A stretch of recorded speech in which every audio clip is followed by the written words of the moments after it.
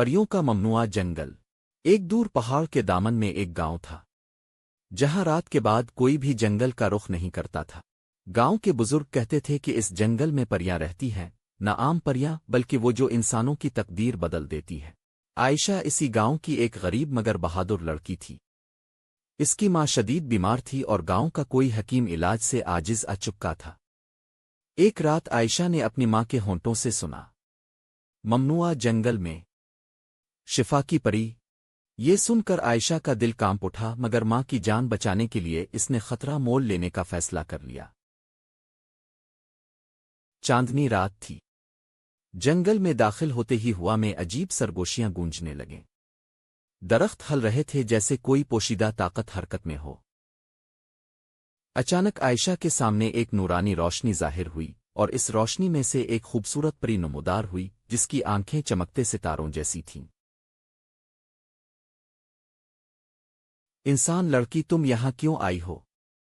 परी की आवाज नरम थी मगर इसमें खौफ छुपा हुआ था। आयशा ने अपनी मां की बीमारी का हाल सुनाया।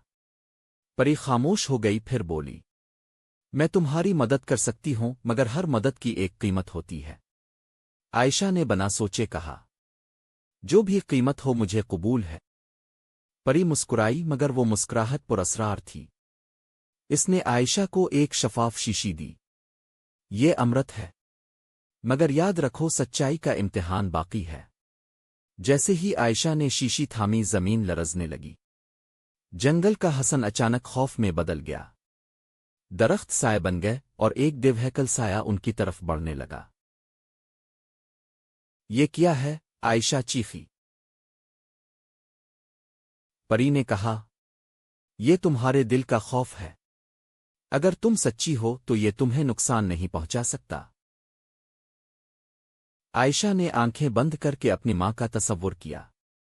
साया चीख मारता हुआ गायब हो गया। जंगल दोबारा रोशन हो गया। परी ने कहा, तुम कामयाब हो गईं, मगर याद रखो इंसानों को लालच नहीं, सच्चाई बचाती है। अगली सुबह आयशा ने अमृत अपनी मां को पिलाया। चंद लम्हों में मां की आंखें खिल गईं। वो ठीक हो चुकी थी और जवान औरत में तब्दील हो गई। मगर इस दिन के बाद आयशा को कभी वो जंगल नजर न आया। लोग कहते हैं कि वो जंगल सिर्फ उन्हें नजर आता है जिनका दिल सच्चा हो। और आज भी चांदनी रातों में कुछ लोग कहते हैं कि उन्होंने एक परी को मुस्कुराते देखा है, जो सच बोलने वालों की हिफाजत करती है।